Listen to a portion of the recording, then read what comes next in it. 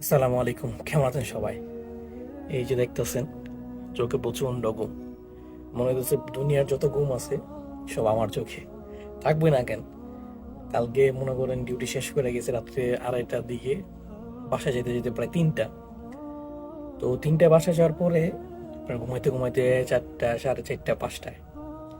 তো আপনার বাসায় যত দিতে যান না কেন, সকালে আবার 11টা বাজের মধ্যে আপনার রেডি থাকতে হইব। এখন আপনার হচ্ছে ডিউটির বাস ধরা লাগবে, নাহলে আপনি আসতে পারবেন না।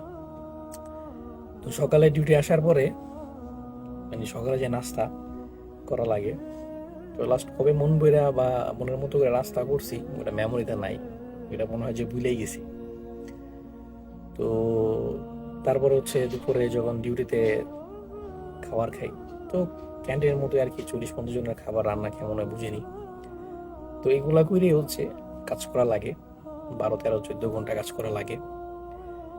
তো মানুষ আছে না, উঠতে সবাই দেখে উঠতে, কিন্তু কতটা উঠতে হয়, কতটা পুইরা তারপরে হচ্ছে উঠতে হয় সেটা কেউ দেখে না। এই যে 14-15 ঘন্টা ডিউটি, তারপর হচ্ছে ঘুমের ঘাটতি, খাবার সবকিছু অ্যাডজাস্ট করে তারপর হচ্ছে এই উঠতে হয়। কারণ ওই যে আগে মানুষ কইতো না, কষ্ট করলে কষ্ট মেলে। তো এই কষ্ট করতে হয়, কষ্ট মেলার জন্য আপনি যত বেশি রাত জাগবেন, যত বেশি পরিশ্রম করবেন, ততই হচ্ছে টাকা। আর প্রবাসে তো আসি টাকা কামানোর জন্য। আর মানুষ মনে করে যে প্রবাসে আমরা অনেক টাকা কামাই, তো মানুষ এমনি এমনি টাকা দেয় না, এই কষ্ট করার ফলেই টাকা দেয়। যেটা পুরাই পড়ার পরে হচ্ছে নিজেরা উঠতে পারি। তো আপনারা যারা নিজেদের পড়াইতে পারবেন বা পড়াইতে চান, তারা বিদেশ চলে আসতে পারেন। মধ্যপ্রাচ্যে সৌদি আরব আসতে পারেন, দুবাই আসতে পারেন, আর ইউরোপও যাইতে পারেন। হ্যাঁ, যেই জায়গায় যান আপনারা যে নিজেরা পড়াইতে হইব, নিজেরা আপনি পড়াইলেই আপনার উঠতে পারবেন।